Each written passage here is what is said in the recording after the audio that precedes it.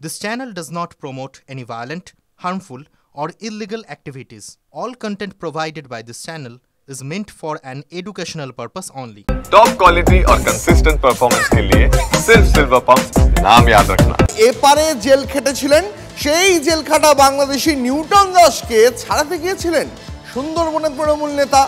ছবি ভাইরাল হতেই শোরগোল পড়ে যায়। নিউটনের সঙ্গে তৃণমূলের যোগের অভিযোগে দলের মধ্যে একটা আড়াআড়ি বিভাজন স্পষ্ট। তৃণমূল ছাত্র পরিষদের সুন্দরবন সাংগঠনিক জেলার সভাপতি দেবাশিস দাস এবং তাঁর স্ত্রী পঞ্চায়েত প্রধান দীপ্তি দাসের বিরুদ্ধে বোমা ফাটালেন কাকদ্বীপেরই তৃণমূল পঞ্চায়েত সদস্য। দেখুন।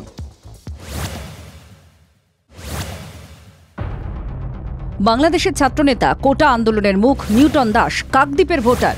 টাকার বিনিময়ে ভোটার তালিকায় নাম তোলা, তৃণমূল ঘনিষ্ঠতার অভিযোগে আগেই সরব হয়েছে বিজেপি। এবার নিউটন প্রসঙ্গে দলেরই এক নেতার বিরুদ্ধে বিস্ফোরক আরেক তৃণমূলের নেতা। কাকদ্বীপের প্রতাপাদিত্য নগর পঞ্চায়েতের তৃণমূল পঞ্চায়েত সদস্য বিপ্লব দাসের অভিযোগ, বাংলাদেশি নাগরিক নিউটন দাস তৃণমূল ছাত্র পরিষদের সুন্দরবন সাংগঠনিক জেলা সভাপতি দেবাশিস দাসের ছায়াসঙ্গী। অভিযোগ, একসময় দেবাশিস দাস নিউটনকে জামিন করানোর জন্য বনগাঁয় গিয়েছিলেন। 2021 সালের অক্টোবরে বনগাঁ সীমান্ত দিয়ে বাংলাদেশে যাওয়ার পথে গ্রেফতার হয়েছিলেন নিউটন। বাংলাদেশি নাগরিকের কাছে ভারতীয় Aadhaar card, PAN card, voter card পেতেই পুলিশ নিউটনকে গ্রেফতার করে। প্রায় 3 মাস জেল খাটার পর ছাড়া পান নিউটন। পরবর্তীকালে জামিন পেয়ে নিউটন ফের কাকদ্বীপে চলে আসেন। অভিযোগ, দেবাশিস দাস নিউটন ও এক পার্টনার নিয়ে শুরু করেন রেস্তোরাঁর ব্যবসা। দেবাশিস দাসের সঙ্গে তার সুসম্পর্ক ছিল, সেইভাবে সে তখন ছাত্র যুবর সুন্দরবন সাংগঠনিক জেলা ছাত্র যুবর নেতা ছিল, সেইভাবে সে তাকে ডেকে নিয়ে আসতো, তার সঙ্গে মিটিং মিছিলে অ্যাটেন্ড করাতো। জেল থেকে ছাড়া পাওয়ার পর উনি কাকদ্বীপে আসে। রেস্টুরেন্ট খুলেছিল, পুজোর সময় ওপেনিং হয়েছিল, গত বছরের আগের বছর ওপেন হয়েছিল, তারপরে 6-7 মাস ছিল, কি একটু বেশি ছিল হয়তো, তারপরে তো উঠে চলে গেছে। এ বিষয়ে জানতে TV9 বাংলার প্রতিনিধি যোগাযোগ করেন টিএমসিপি নেতা দেবাশিস দাসের সঙ্গে। তাঁর দাবি, যদি কোনো কিছু প্রমাণ থাকে ছাড়িয়ে এনে থাকি তাও ওকে আমার নামে থানায় কেস করতে বলুন। এগুলো নিয়ে অনেক কিছু বলবো, ওগুলো আমি গায়ে মাখি না। বিপ্লব দাসের আরও অভিযোগ, দেবাশিসের বাবা মা, তার স্ত্রী রামকৃষ্ণ পঞ্চায়েতের প্রধান দীপ্তি দাসও নাকি বাংলাদেশি। আজকে যে দেবাশিস দাস বলছে ছাত্র যুবর যে নেতা, তার বাবা মা কিন্তু প্রপার বাংলাদেশি, তার স্ত্রীও কিন্তু বাংলাদেশি, সেও কিন্তু একজন পদাধিকার, একটা অঞ্চলের প্রধান। সব অভিযোগ অস্বীকার টিএমসিপি নেতা দেবাশিস দাসের। আমি যদি বাংলাদেশি হয়ে থাকি তাহলে আমার তো দেখাবে কোথাও আমার বাংলাদেশের যোগসাযোগ আছে। আমার জন্ম এখানে, আমার বাবার জন্ম এখানে, আমার মায়ের জন্ম এখানে, আমার স্ত্রীর জন্ম এখানে, আমার স্ত্রীর মায়ের জন্ম মেদিনীপুরে, তার গ্রামের বাড়ি আছে, তার বাবার জন্ম এখানে। কোথা থেকে কে বাংলাদেশি খুঁজে বের করছে? ওরা চিহ্নিতকরণ করছে বাংলাদেশি কে। আমাদের বিধায়ক সাহেব তো কেস করেছেন, সেরকমভাবে আমার নামে একটা কেস করতে বলুন কাউকে। যাকে ঘিরে এত শোরগোল সেই নিউটন দাস সব অভিযোগে অস্বীকার করেছেন। তিনি এখন বাংলাদেশে আছেন। ভিডিও বার্তা বিভিন্ন মিডিয়াতে ছড়ানো হয়েছে, যেটা সম্পূর্ণ গুজব। এগুলো সমস্ত কিছু চক্রান্ত। 2014 সাল থেকে আমার কাকদ্বীপের ভোটার, কিন্তু 2017 সালে আমার ভোটার কার্ডটি হারিয়ে যায়। তখন 2018 সালে আমি আবার আমাদের বিধায়কের সহযোগিতা নিয়ে আমি আবার আমার কার্ডটি তুলি। নিউটন দাসকে নিয়ে তৃণমূলের অন্দরের কোন দল প্রকাশ্যে আসায় সেটাকে হাতিয়ার করে ময়দানে বিজেপি। ভোটার তালিকায় কারচুপির অভিযোগে সরব গেরুয়া শিবির, তদন্তের দাবি তুলেছেন তারা। এখানে শুধু দেবাশিস দাস একা আর তৃণমূল বাকি সবাই সৎ, তারা অন্য কোনো এই রকম বিষয়ে জড়িত নয়, বিষয়টা এরকম নয়। তৃণমূলের ছোট বড় মেজো সমস্ত নেতারাই এই কাণ্ডের সঙ্গে জড়িত। মালদার হরিশ্চন্দ্রপুর 1 নম্বর ব্লকের রশিদাবাদ গ্রাম পঞ্চায়েতের প্রধানের চেয়ারে বসেছিলেন বাংলাদেশি নাগরিক নাসিয়া শেখ ওরফে লাভলি খাতুন। নিজের নাম হারিয়ে আসল পিতৃ পরিচয় গোপন করে এলাকার একজন বাসিন্দাকে বাবা সাজিয়ে ভারতীয় হওয়ার চেষ্টা করেছিলেন তৃণমূলের লাভলি। পরে তদন্তে বাংলাদেশে প্রমাণিত হওয়ায় তার প্রধান পদ খারিজ হয়ে যায়।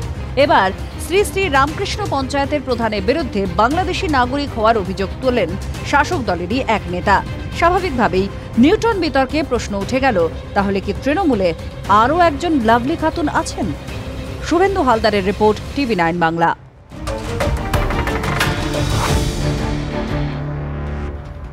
এই মুহূর্তে যে খবরে নজর রাখবো, টাকা দিলেই ভোটার কার্ড পাওয়ার অভিযোগের মধ্যেই এবার টাকা দিয়েও ভোটার কার্ড না পাওয়ার অভিযোগ সেই কাকদ্বীপেই।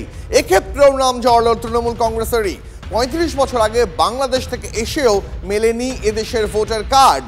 12 বছর আগে স্ত্রীর গয়না বিক্রি করে স্থানীয় তৃণমূল নেতা কাশীনাথ বিশ্বাসকে ভোটার কার্ড তৈরির জন্য টাকা দিয়েছিলেন রামকৃষ্ণ গ্রাম পঞ্চায়েতের বাসিন্দা অর্জুন দাস। তার ভোটার কার্ড না থাকলেও তার কাছে রেশন কার্ড, আধার কার্ড, প্যান কার্ডও রয়েছে, দাবি ষাটোর্ধ্ব অর্জুন বাবুর। যদিও টাকা নেওয়ার কথা অস্বীকার করেছেন তৃণমূল নেতা কাশীনাথ।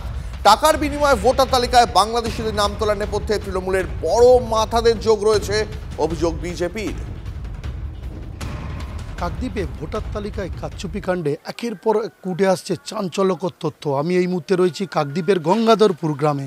ঠিক আমার এই পাশেই এই বাড়িতে থাকেন ৬২ বছরের অর্জুন দাস এবং তার স্ত্রী মালতী সামন্ত দাস। বছর ২০ আগে বিয়ে করেছেন নামখানার বাসিন্দা মালতী সামন্ত দাসকে। তারা দীর্ঘদিন ধরেই কিন্তু এখানে বসবাস করছেন। অর্জুনবাবু গত ৩০ বছর আগে বাংলাদেশ থেকে এখানে এসেছিলেন, কিন্তু বছর ১২ আগে তিনি ভোটার কার্ড করার জন্য, ভোটার তালিকায় নাম তোলার জন্য তিনি কিন্তু স্থানীয় এক তৃণমূল নেতা কাশীনাথ বিশ্বাসের কাছে ১০,০০০ টাকা দিয়েছেন। গয়না বন্ধক দিয়ে সেই টাকা তারা দিয়েছেন তৃণমূল নেতাকে, কিন্তু ভোটার তালিকায় নাম ওঠা তো দূরের কথা, এখনও পর্যন্ত সেই টাকা ফেরত দেয়নি। ফলে যত সময় যাচ্ছে বাংলাদেশ ইস্যুতে একের পর এক তথ্য উঠে আসছে আমাদের কাছে। কাকদ্বীপ থেকে ক্যামেরায় সৌভিকের সঙ্গে শুভেন্দু হালদার, TV9 বাংলা। আমার ভোটার কার্ড হচ্ছে না, যার কাছে যাই কাগজপত্র দিয়ে হয় না, না হওয়াতে যা ওনারে টাকা দিছি ১০,০০০। কাকে টাকা দিয়েছে? কাশিরে, হ্যাঁ, কাশি বিশ্বাসের। কত টাকা? ১০,০০০ টাকা। তারপর ভোটের নাম ওঠেনি? ভোটার আই কার্ড করে দিয়ে নাম উঠবে কেমনি, ভোটার দুমু কেমনি, হবে না তোমার, তাহলে আর টাকা দাও, না টাকা হয়ে টাকা তাদেরকে দিছে, এরা টাকা দেয় না। ওরা টাকা দিয়ে ভোটার হয়েছে, এই জন্য যাই দিছিলাম। হ্যাঁ, আমার হয়নি। টাকা দিয়েছিল বলছে ভোটার তালিকায় নাম তোলার জন্য, টাকা দিয়েছিল? হ্যাঁ দিয়েছে তো। কত টাকা দিয়েছে? ১০,০০০ টাকা দিয়েছে। কাকে দিয়েছিল? ওই কাশি বলে একজন লোক, ওনাকে দিয়েছে। এই কাশি বিশ্বাস কি অনেকের কি নাম তুলে দিচ্ছে এরকম ভোটার কার্ডে? শুনেছেন? পরে শুনেছি, কিন্তু এনারটা হচ্ছে না কেন সেটা তো বুঝতে পারছি না। আমাকে দেয়নি, আমার হাতে টাকা দেয়নি। না। আমি কোনো পদে নেই, আমি তৃণমূলে সই নেই। আপনার নেতা কে? হ্যাঁ, আমার নেতা এখানে হচ্ছে দেবাশিস দাস, পঞ্চায়েত। আমার এলাকায় এখানে মেম্বার আছে পানুরাম দাস আছে আমার পঞ্চায়েত সদস্য আমার বুধে। আর এই বুধে হচ্ছে পুতুল জানা। বলছে আপনি নাকি অনেকের নাম ভোটার লিস্টে? না, এরকম কোনো যদি প্রমাণপত্র থাকতে পারে, যদি দিতে পারে, ঠিক আছে, সেরকম আমার সাজা হবে। তার জন্য আইন কারণ আছে, সাজা আছে। সে মানুষ যদি কত রকমের ধরনের আছে, কেউ যদি কিছু বলে থাকে তার জন্য কাজ দোষ। এদের তো খাওয়াই তো ৭৫%, ২৫% ভাগাভাগি হয়ে গেছে, তো কি করে টাকার ফেরত যাবে? এখন কার কাছে ৭৫ চাইবেন, কার কাছে ২৫ চাইবেন? তো মূল মাথাকে ধরলে যদি পুরো ওই টাকাটা ১০,০০০ টাকা যে দিয়েছে সেই টাকাটা যদি ফেরত পাওয়া যায়। তৃণমূল করলে আবার এপার বাংলার ভাত খেয়ে ওপারে গিয়ে আন্দোলনও করা যায়, ওপার বাংলার ভাত খেয়ে আবার এপার বাংলায় ভোটও দেওয়া যায়। দিদি সব বন্দোবস্ত করে দিয়েছে। জাল পাসপোর্ট, জাল নাগরিক, জাল সার্টিফিকেট তৈরি করার জন্য ইন্ডাস্ট্রি আছে, শিল্প আছে। যদিও সেই শিল্পে ধুমো বার হয় না, ধুমোবিহীন সেই চোরাই শিল্প বাংলায় আজকে দিদির নেতৃত্বে সারা বাংলা জুড়ে অ্যাভেলেবেল।